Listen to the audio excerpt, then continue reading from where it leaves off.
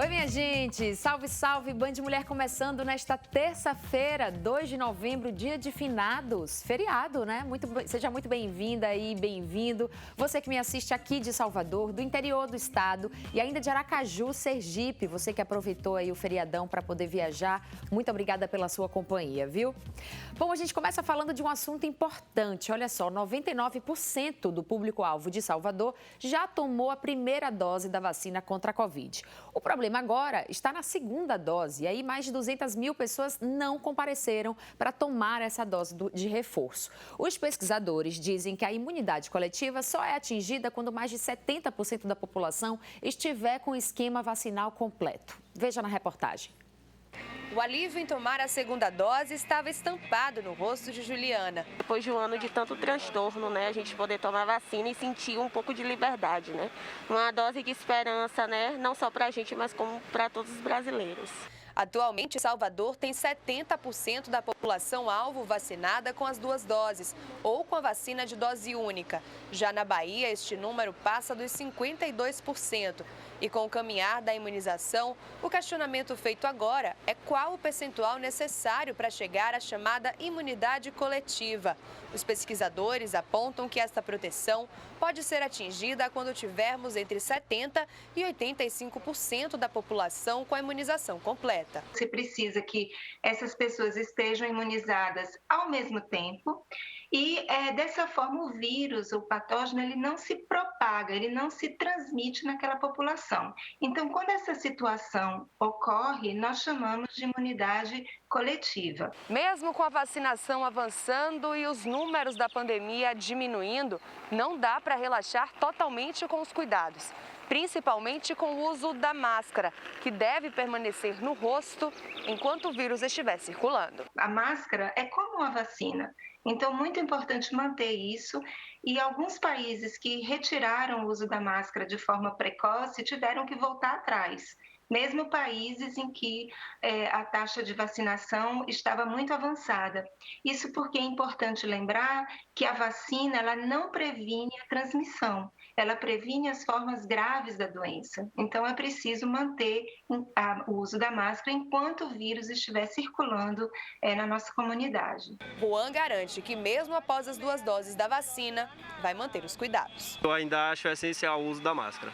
Eu ainda acho o uso essencial da máscara, todo o cuidado ainda deve ser feito, para a gente nos prevenir e nos precaver mais ainda. Vacinação, ciclo de vacinação tem que estar completo, viu? Salvador já está dando desconto para quem já tomou as 2 doses de vacina. Tem lugares que só deixam entrar com as 2 doses de vacina, então tá esperando o quê? Tem que vacinar, minha gente. Procure aí um posto de vacinação, mas não é hoje, viu? Porque de acordo com a prefeitura, da mesma forma de ontem, hoje também não tem vacinação por conta do feriado, mas será retomada amanhã. Então, olha aí no seu cartão de vacinação, porque a aplicação da segunda dose de todas as vacinas já está adiantada. Acesse o site saude.salvador.ba.gov.br, veja onde e quando vai ter a aplicação da sua segunda dose e vá. É muito importante que todos estejam aí com o esquema vacinal completo.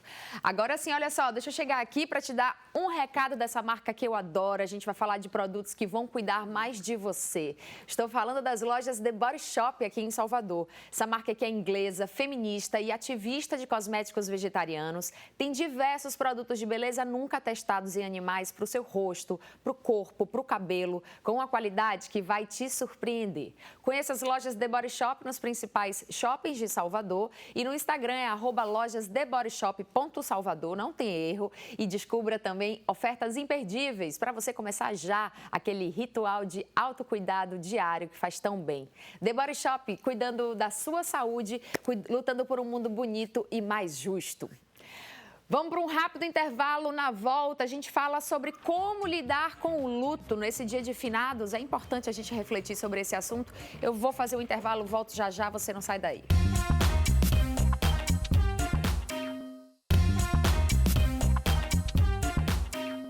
Bom Band Mulher de volta e no programa de hoje a gente vai aproveitar a data de finados para falar sobre um assunto que a gente evita, né? Muitas vezes a gente não gosta de falar, que é sobre como lidar com o luto.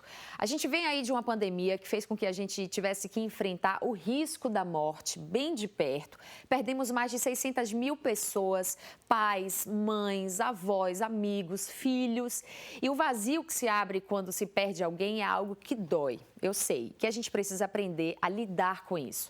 Então, para conversar sobre esse assunto, eu tenho duas convidadas aqui no estúdio. A gente recebe a pneumologista especialista em cuidados paliativos, Yane Amorim. Oi, Yane, seja bem-vinda. Obrigada, Pam. Aqui comigo também a psicóloga doutora em saúde, Ana Ragazzo. Oi, Ana, seja bem-vinda. Olá, obrigada, bom dia. Bom, a gente está aqui para falar sobre esse assunto que é difícil, né? Acho que o brasileiro não sabe muito bem falar sobre morte, falar sobre luto. E eu costumo dizer que a única certeza que a gente tem na vida realmente é a morte. Mas ainda assim, Ana, é difícil se preparar, estar pronto para lidar com esse momento difícil, né? Talvez isso nunca aconteça, né? Lidar com a morte é algo que a nossa cultura não tem uma preparação. Por mais que a gente fale que é preciso, mas é um longo caminho a se fazer, né? As pessoas que estão enlutadas, elas bem sabem o quanto é difícil quando se trata de perder um ente querido, né? E até aquelas pessoas que acham que têm a oportunidade de se despedir daquela pessoa que já está ali fechando o seu ciclo de vida, ainda assim é difícil realmente saber que você nunca mais vai ver aquela pessoa, né? Saber que você nunca mais vai falar com essa pessoa. Dói mesmo, dói, é triste e eu acho que é uma questão cultural também. No Brasil a gente não lida muito bem com a morte, a gente vai mostrar daqui a pouco, inclusive, em outros lugares, outras culturas, como é que lidam com esse momento de partida. Yane Amorim é especialista em cuidados paliativos, como eu falei aqui. Yane, eu queria que você começasse explicando para a gente o que são esses cuidados paliativos. Perfeito. Os cuidados paliativos, na verdade, são uma abordagem que visam o cuidado ao paciente e à família. Sim. Que estão envolvidos num processo de uma doença ameaçadora da vida. Tá? Aliviar sofrimento como? Priorizando o cuidado e o controle adequado dos sintomas em diversas fases da doença, envolvendo uma abordagem psíquica, social e espiritual, além da física.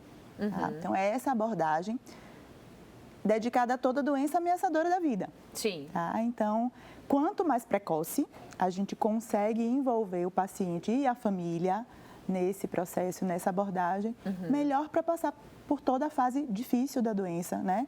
Chegando à morte. Exato. E o cuidado paliativo, mais importante da gente falar, é que ele não para quando o doente falece, né? A gente tem toda uma abordagem ao familiar enlutado e isso também faz parte dessa abordagem. Eu vi que você marcou muito realmente essa coisa da família, né? Porque a morte, ela atinge todo o ciclo familiar, né? Pelo menos as pessoas mais próximas ali ficam abaladas. E uma coisa que eu percebi, que eu fiquei pensando naquele dia, como a morte afeta, de fato, a rotina de uma família. Porque como a gente não se prepara para a morte, às vezes também a gente não planeja o que vai acontecer depois que a gente morrer. Né? Assim, como é que eu vou deixar as minhas coisas, para quem eu vou deixar o quê, enfim, um caso de herança, mas, enfim, resolver algumas questões familiares, né? Briga na família, ou então promover as pazes numa família. Perfeito. Então, a família é profundamente afetada também com a partida, né? Por isso que a gente coloca sempre o nome núcleo do cuidado. O núcleo do cuidado é o paciente e sua família, né? A gente, enquanto profissional de saúde, muitas vezes não está apto nem acostumado a abordar esse tipo de cenário. Sim, né? A parte social, é entender que existem questões burocráticas que precisam ser resolvidas e se a gente consegue acompanhar um doente durante todo um processo de adoecimento e deixar a família segura e o próprio paciente também seguro disso, é importante. Com certeza. É importante. Ana, você acha que a gente precisa, de fato, sofrer o luto? Assim, eu digo até fisicamente chorar, ficar triste, é importante? É importante. Não é assim, né? É do ponto de vista mesmo, assim, da ciência. Se você for parar para analisar, né, a gente vai fazendo vários tratamentos e seguindo com o que tem de melhor evidência para tratar o paciente. A gente sabe que a melhor forma de tratar o luto é, de fato, aceitando. é aceitando que esse familiar já não está mais aqui. E aceitar não é se resignar. Sim. É saber que eu tenho saudade, que eu amo essa pessoa, que eu tenho uma história com ela, mas é saber que chegou o momento dessa pessoa aí. E tem até uma metáfora, né, que a gente usa muito no consultório, que é dizer assim, a vida é como um muro. Sim. E essa pessoa chegou lá. Você também vai chegar. Né? Então, assim, lidar com a morte do outro é lidar com a nossa finitude também. É saber que também nós faremos essa parada no muro, e esse muro, quando chega o nosso dia, a gente para e não dá para saltar o muro, porque é o nosso momento de finitude mesmo. Sim, né? sim. Agora, você acha que existe um tempo saudável para viver um luto, assim? Depois de quanto tempo com aquela pessoa sofrendo, realmente deprimida, triste, começa a ser, assim, preocupante? Então, existe a diferença, e aí, que é a tristeza e a depressão. Sim. Então, o que é que a gente percebe? Que o familiar, quando ele perde alguém, ele vai passar por uma profunda tristeza, o que não é um diagnóstico de depressão. Mas, muitas vezes, ele é tratado como se estivesse com depressão. E aí entra as questões da medicação, às vezes de uma medicação que é para aliviar algo que não vai ser aliviado. Sim. Então, por isso que é importante a pessoa vivenciar esse luto. Cada pessoa vai vivenciar de uma forma. Quanto mais cedo essa pessoa aprender, né, a lidar com isso, mais cedo ela vai. Sim. Quer dizer, ela não vai deixar, o amor não vai passar. É isso que a gente sempre trabalha. Ele vai se transformar, né? Vai se transformar. Exatamente. O que vai acontecer é que, assim, esse amor não vai passar porque você ama aquela pessoa que lhe deixou. Você continua e continuará amando. Então, por exemplo, uma das coisas que a gente trabalha no tratamento do luto é justamente dizer ao paciente sempre: lembre dessa pessoa, desse amor, o que você viveu, o que vocês tiveram de bom, o que você aprendeu com essa pessoa. Tem gente que, por exemplo, evita, né? Não quero entrar na casa daquela pessoa, não quero entrar no quarto, não quero mexer nas coisas, quero deixar tudo exatamente do jeito que aquela pessoa deixou, né? Evitando realmente. É como se, tipo, evitasse tocar na tristeza. A gente tem muito medo da tristeza, mas a tristeza também ensina muita coisa pra gente. É exatamente isso que você falou, né? Aprender com esse momento. Eu acho que esse aprendizado vem muito com a tristeza. Mas, olha, de fato, cada pessoa lida de uma forma diferente. E essa semana aconteceu um fato que viralizou, inclusive, foi muito curioso, intrigante. Uma blogueira norte-americana, né, nos Estados Unidos, que ela fez um ensaio fotográfico no velório do pai. A gente vai colocar as imagens aí pra gente ver, que foi uma coisa realmente que chamou bastante atenção. Olha aí, ela posando realmente ali, o caixão do pai atrás, certo? E ela na frente ali, posando, tirando uma foto. Ela fez um ensaio fotográfico realmente no velório do pai. Claro que esse assunto as pessoas ficaram completamente... Muita gente achou um desrespeito, né? Falaram que, nossa, uma pessoa dessa não tem nenhuma noção, como é que faz isso, né? Um ensaio fotográfico no velório do pai. Eu confesso que me chamou muita atenção e eu fiquei preocupada. Porque eu acho que com esse tempo das redes sociais também, essa necessidade de você postar tudo que você faz, isso impede, inclusive, que a gente acesse sentimentos reais, né? O que é que vocês acharam? O que é que você achou, Yane? Você colocou de forma muito pertinente logo no início que é uma questão cultural, né? Para nós, ocidentais, a gente tem uma visão de morte, de perda, difícil, né, arraigada de tristeza, né, de uma coisa mórbida, tá? Mas em outras culturas, não, né? E hoje, talvez, exatamente por esse conhecimento chegando em relação à importância de viver bem, as pessoas podem ter até a oportunidade de achar que, poxa, eu vivo bem, eu posso mostrar... olha a imagem dela, como se estivesse bem, porque viveu o que tinha que viver com aquele pai. Sim. Né? Então, para ela, talvez naquele momento... Mas é como se tivesse, né? Isso. Às vezes a gente realmente mascara esse sentimento, né? A gente precisa estar sempre atento que o que muitas vezes é mostrado na rede social não é a realidade. Não é mesmo. E às vezes pode ser uma forma de fugir dessa realidade. Né? Colocar como se fosse, eu estou ótima porque... ele está bem, eu sei que ele está bem e eu também estou ótima. Ela, inclusive, ela deu essa justificativa, dizendo que o pai dela ia adorar vê-la fazendo isso, que ela sabe que ele ia gostar e tudo mais. Mas, realmente, você já tinha visto um caso como esse, Ana, nos seus tempos como psicóloga? Em tempos agora, a gente não estranha nada que está nas redes. Assim, existe uma diferença entre o ritual, que é de uma cultura, e uma cultura, isso vai sendo construído ao longo do tempo. Não é simplesmente a gente se apropriar de algo que não é nosso. Sim. Né? Então, assim, e nos Estados Unidos, por exemplo, é enterro mesmo. É enterro, velório, todo mundo triste, muito parecido com a cultura aqui no Brasil, né? Então, a gente tem que analisar, e assim, é muito difícil dizer e julgá-la, né? Porque a gente não sabe, de fato, o que se passa. Mas, assim, a minha análise é muito simples. Eu acho que existe o que é ritual, de passagem, e o que é chamar a atenção. Então, assim, eu também me coloco, às vezes, de uma maneira onde eu tento chamar a atenção da forma mais diferente possível. Então, as pessoas não só estão fazendo isso, as pessoas estão tirando fotos de cima... Fazendo selfies perigosas. Está acontecendo tudo. Inclusive, né? Fazendo selfie com a pessoa ali no caixão. Eu também vi um outro caso, que a pessoa justificou dizendo, seria a minha última foto com meu pai. A pessoa no caixão, você fazendo uma selfie. Não dá pra negar que envolve dor, né? É difícil. Envolve dor, com certeza essa pessoa não está feliz. Quando você perde alguém, existe uma dor. E aí também é da nossa cultura não sentir dor. Porque se por um lado a gente observe no comportamento das crianças, né? Quem é mãe, quem está aí nos ouvindo, é pai, sabe disso. Que muitas vezes, o que é que a gente faz? Não chore. Você não pode sentir, você não pode chorar. Negue seus sentimentos, com família, com familiar. Feio, né? Não chore.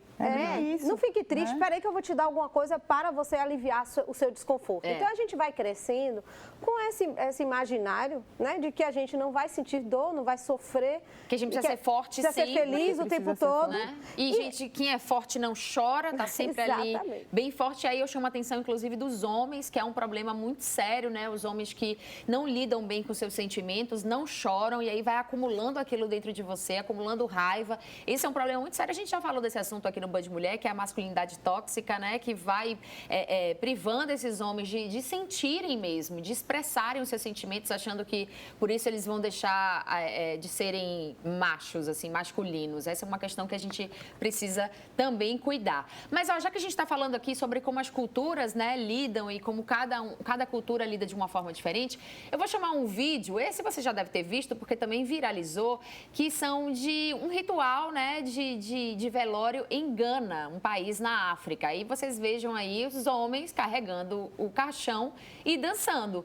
Isso viralizou aqui no Brasil como um meme, tá?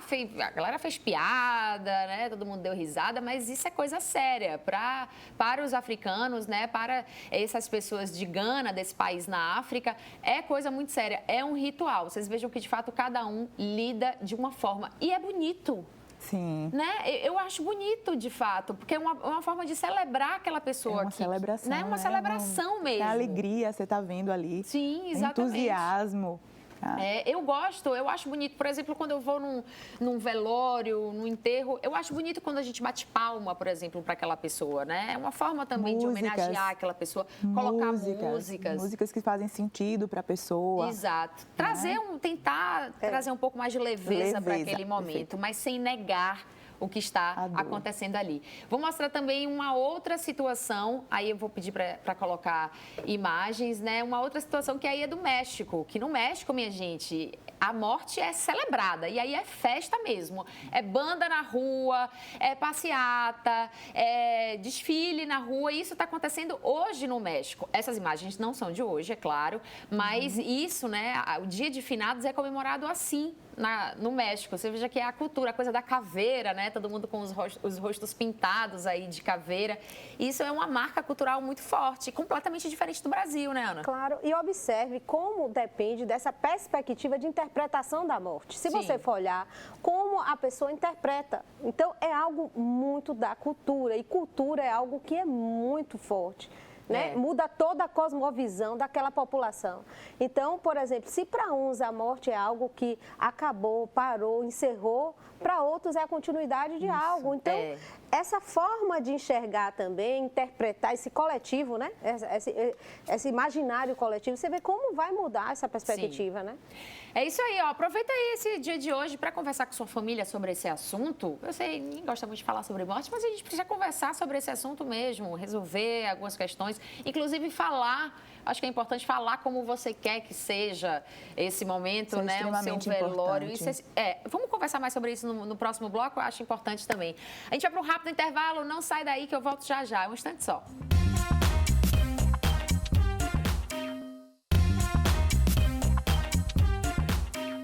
Band Mulher de volta neste dia 2 de novembro, feriado. E vem cá, viu? Vem cá que eu quero te dar um recado da Intelbras. Porque nós, mulheres, conseguimos fazer várias coisas ao mesmo tempo quando a gente quer, né?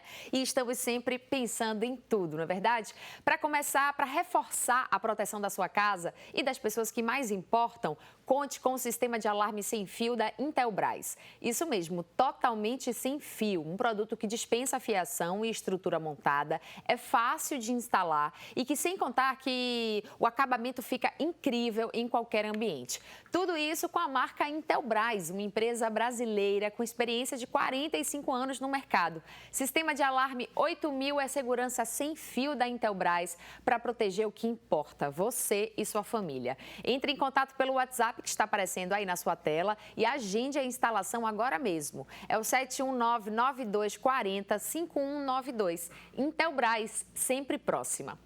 Bom, a gente está aproveitando, né, o dia de finados para falar sobre como lidar com o luto, para falar sobre morte, um assunto pesado, eu sei, mas que é importante que a gente converse sobre esse assunto. Eu estou aqui com a Yane Amorim, ela que é pneumologista e especialista em cuidados paliativos, e com a Ana Ragazzo, que é psicóloga. A gente falou no outro bloco também sobre como é importante a gente planejar esse momento, porque já é uma outra questão. Quando a pessoa morre, a família que tem que cuidar de tudo, né? A família que tem que produzir o velório, enfim, tudo. E aí começa, às vezes, os conflitos, porque um quer de uma forma, o outro quer de outra forma. Então, se a pessoa deixasse isso pronto, organizado, Yane, você não acha que... Facilita, né? Facilita? A gente tem, como você falou... Comunicado, né? Comunicar isso. Ainda é um tabu falar sobre isso, né? Em muitas casas, em muitas famílias. Mas dentro da abordagem paliativa, muitas vezes a gente acompanha o paciente num processo de adoecimento longo até. Importante a gente frisar que o cuidado paliativo não chega só na hora da morte, tá? Sim. Muitas vezes a gente acompanha o paciente por 1 ano, 2, e ele começa a participar. Óbvio, o paciente é o protagonista de tudo, então ele tem a oportunidade, muitas vezes, de tomar suas decisões, de dizer como ele quer que seja no fim da vida dele.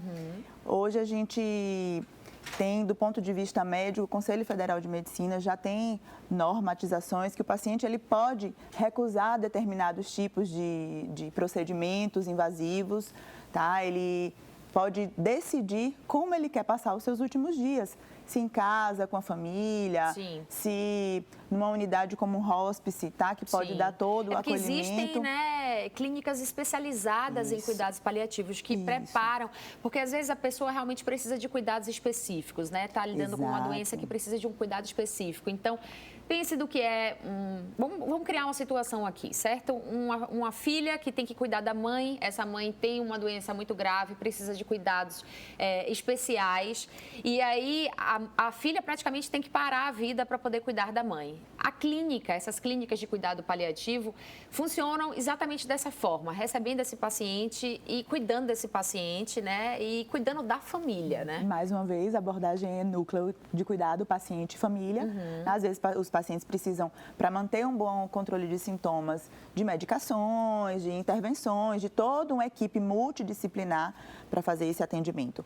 Tá? E aí, como a gente estava falando anteriormente, de definir como se quer esses rituais, é importante a gente dar a oportunidade do paciente colocar. Né? A gente já teve situações de paciente internado que descreveu para a família, eu quero no meu velório, eu não quero ninguém de preto, eu quero pessoas de cor clara, de branco, eu quero o meu bicho de estimação lá. Olha só. Então, assim, a gente tem uma oportunidade de, numa conferência familiar, discutir sobre isso. A gente fala de forma leve e tranquila. Tanto de qualidade de vida, né? É o que a gente mais fala. Bem-estar, qualidade de vida. E por que não falar de qualidade de morte? Onde essa pessoa também... Qualidade de morte, vai poder falar sobre isso. Vai poder estar ali com quem quer, da forma que quer, né? E tendo ali uma qualidade de passagem mesmo ali. Exato. Né? Isso é muito para importante. o que ele acredita, inclusive, não porque a gente acredita, mas porque ele acredita. O que faz sentido. Faz sentido para mais uma vez, o paciente é o protagonista. Exato. Então, assim, muitas vezes a gente se depara num adoecimento,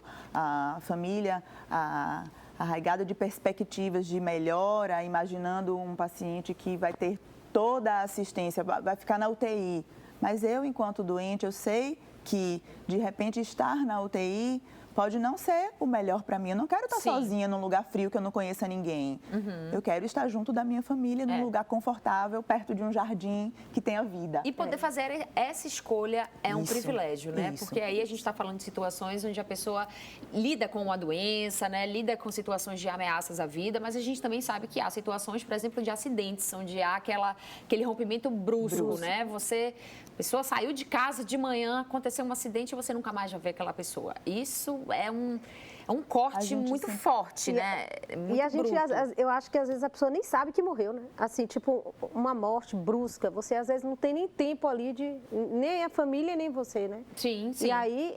Aí vai da religião também de cada um, né? Da espiritualidade de cada um, de se acredita nessa vida após a morte ou não, se acha que o ciclo de vida se encerra ali, né? Aí há muitas questões. A espiritualidade, claro, ajuda muito a lidar com o luto, né? Eu aprendi com minha avó, por exemplo, que meditação ajuda muito a lidar com o luto também. Você tem uns momentos ali sozinho, de você focar na sua respiração, de você pensar naquela pessoa de uma forma positiva, é também interpretar dentro de você aquele momento que você está passando. Bom, estamos ainda em pandemia, o Brasil perdeu mais de 600 mil pessoas, como eu disse, mães, pais, filhos, sobrinhos, amigos. Conheço muita gente que perdeu uma pessoa na família. Eu perdi pessoas muito próximas a mim. É ainda muito difícil, principalmente porque essas pessoas morreram por uma doença que tinha vacina, né? Então, muitas dessas mortes poderiam ser evitadas. A gente vai passar aí algumas imagens de personalidades que nos deixaram este ano, apenas esse ano. Aí, professor Jorge Portugal, uma personalidade, né, da Bahia, Letieres Leite, que faleceu na semana passada, músico, maestro, arranjador, muito recente também, pegou a todos de surpresa. Tem mais gente também. Aí, Moraes Moreira, também uma outra pessoa, né, que não teve uma despedida pública da forma que merecia, né, não pôde fazer, não teve nenhum evento, nenhum velório, uma homenagem maior, assim, dos fãs com Moraes Moreira. Isso realmente também deixa um sentimento de tristeza também muito forte. Agnaldo Timóteo também faleceu esse ano, uma tristeza também, grande Agnaldo Timóteo, que lutou aí pela vida até os últimos momentos também e não resistiu. Genival Lacerda também, grande Genival Lacerda, nordestino, cantor, compositor também, que nos deixou agora em 2021. Paulo Gustavo, né, minha gente, essa morte assim que eu até hoje fico, nossa, muito sentida, porque um cara jovem, com um talento brilhante, que fez tantas coisas legais, né? Produziu produziu cinema, produziu teatro, enfim, nos deixou também. Nissete Bruno também faleceu esse ano, vítima de Covid, também foi uma perda muito grande, né? Uma atriz consagrada da dramaturgia nacional. Eva Vilma também é outra que nos deixou, também uma atriz consagrada, também muito triste a passagem de Eva Vilma. E Orlando Gomes, Seu Peru, o famoso Seu Peru aí da escolinha do professor Raimundo também, que nos deixou esse ano.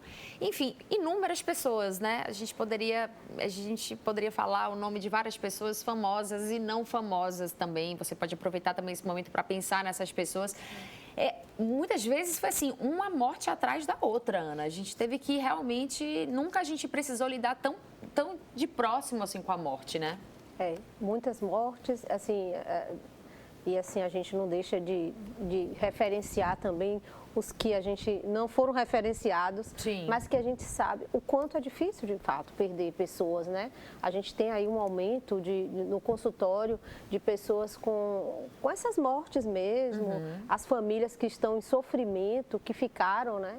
Porque se por um lado tem que lidar com a morte, por ter perdido a pessoa, é como você falou, ainda tem que lidar com as questões burocráticas, né? Sim. São esses sentimentos contraditórios daquela pessoa que se foi e também de tudo que vai junto com a pessoa, de tudo que fica ali para se fazer. Então, realmente, é um momento muito difícil, né, doutora? O Covid também teve um impacto porque as pessoas se separaram pela pandemia. Exato. Então, o fato de você se distanciar da sua família para proteger, muitas vezes não impediu que aquele seu familiar tivesse adquirido Covid e ainda assim você o perdeu. Né? Então... E tem outra coisa, por conta da Covid também, não pode ter velório, não pode ter enterro, ou então foi enterrado com caixão fechado. E é importante, às vezes, aquele ritual ali do velório de você visualizar aquela pessoa, né? Para cair a ficha, assim, né? Meu pai gosta muito de falar isso, né? Precisa você ver realmente para entender que aquela pessoa não está mais aqui, vai cair a ficha mesmo. E como é difícil, às vezes, para comunicar para o familiar e para o familiar receber nessa condição, né? A gente teve relato de algumas pessoas conhecidas de que, poxa, chegar para receber o corpo do meu pai no caixão fechado, sem nenhum tipo de despedida, realmente é muito difícil. É muito complicado. Ana, vamos às dicas práticas, assim, se a gente conseguir, para quem está assistindo a gente, que está passando por esse momento agora. Então, qual é a orientação que eu deixaria para você que está aí, que tá passando por isso, ou já passou por isso, ou tem essa dificuldade de fazer, de fato, essa elaboração desse luto? Primeiro, chore. Chore sua dor. Não negue o desconforto, a dor, é algo que a gente precisa sentir. Eu sempre digo isso. Do mesmo jeito que a gente fica alegre, e a alegria não é um sentimento que você fica com ele o tempo todo, a tristeza também, você não vai ficar com ela 24 horas. Você vai ter momentos ainda de alegria, ainda que você tenha perdido alguém. Então, chore a sua dor, né? Aprender a lidar com esse desconforto é importante. Fazer uma terapia é extremamente importante, porque você vai ter um espaço ali, que não é um espaço que você tem qualquer. É um espaço com um profissional que vai ouvir você falar sobre a sua dor, sobre a sua perda. Então, eu acho que fazer terapia e vivenciar essa dor é algo muito importante. E mais do que isso, lembre dessa pessoa que esteve ao seu lado. Registre esses momentos, se for preciso, faça um diário. Lembre sempre dessas Isso memórias. É bom, né? Escrever é bom, porque é bom você colocar para fora de alguma forma. Exatamente. Né? Conversa, se você não é muito de papo, de conversa, talvez escrevendo ali seja uma boa forma, né, de você conseguir administrar esse momento. Ione, existem técnicas de cuidados paliativos para se fazer, por exemplo, em casa, né? Ou para, enfim, abordagens de cuidado paliativo que a gente pode começar a implementar ali no núcleo familiar? Na verdade, o cuidado paliativo, ele como a gente fala, é a abordagem que pode ser em qualquer lugar. Né? A gente faz consultório de cuidado paliativo, a gente atende o paciente no domicílio, a gente atende no hospital e a gente atende no hospice. Então, perpassa por a condição do adoecimento, né, que permite você cuidar do paciente no domicílio, né, e muitas vezes ir até o fim da vida no domicílio também. Sim. Tá? Então... Agora, eu fiquei pensando aqui, você como médica, especialista em cuidados paliativos, você lida muito com a morte, né? Sim. Como é para você? Essa é a pergunta acho que eu mais respondo. Né? Primeiro que a morte não é... A gente não trava uma luta contra a morte. Acho que a gente disse isso aqui o programa inteiro. Né? A morte faz parte da vida. Então, reforçar a vida foi algo que me fez admirar ainda mais a abordagem paliativa. Sim. Tá? Porque é um dos princípios do cuidado paliativo, reafirmar a vida. A morte faz parte da vida. Então, trouxe para mim uma oportunidade de autoconhecimento. Sim. Trouxe para mim a oportunidade de autocuidado, porque para a gente cuidar de alguém que está sofrendo, a gente precisa estar bem. Então, foi uma mudança de paradigma para mim e um crescimento muito grande. Então, hoje, eu agradeço cada paciente, cada família que passou por mim, e muitos espero que ainda passem, para me garantir mais ensinamento, sabe? Isso cada isso vez mais bonito. Reafirmar a vida. É isso. porque quando a gente lida com a morte, a gente imediatamente pensa, nossa, vou agradecer pela minha vida, agradecer por estar vivo. É também uma forma de valorizar a nossa vida, né, Ana? Sim, claro, naturalmente a gente sabe que lembra da metáfora do muro que a gente viu no programa? Que o outro vai, mas eu também vou. Porque se a gente pensar que existe essa finitude, apesar de não falar dela, a gente vai se dando conta de que a gente está aqui, isso aqui é uma passagem, né? E é como um trem que cada um vai descendo no próximo vagão, né? É isso aí. Olha, minha gente, Band Mulher está terminando. Nosso assunto foi importante aqui hoje. Eu espero realmente que tenha ajudado você que está passando por esse momento. Meus sentimentos a todos que perderam aí um familiar, uma pessoa querida nesse momento de Covid. Por isso que a gente tem que realmente continuar se cuidando. A gente falou aqui no programa, a máscara funciona como uma vacina. A vacina não evita a transmissão, não evita que você pegue a Covid, né? Ela evita, sim, casos graves. E aí a gente já sabe também que essa doença se manifesta de uma forma diferente em cada pessoa. Então, consciência sempre para a gente se cuidar. Muito obrigada. Iane Amorim, muito obrigada. Ana Ragazzo aqui pela participação. A gente voltou a ter assim, duas convidadas aqui no estúdio. Quem acompanha o Band Mulher há muito tempo sabe como era o nosso formato antes. A gente parou de receber essas convidadas por conta da pandemia. Aos poucos a gente vai restabelecendo aqui essas presenças no estúdio. Um beijo para você, uma ótima tarde. Amanhã eu estou de volta. Até lá. Tchau, se cuide.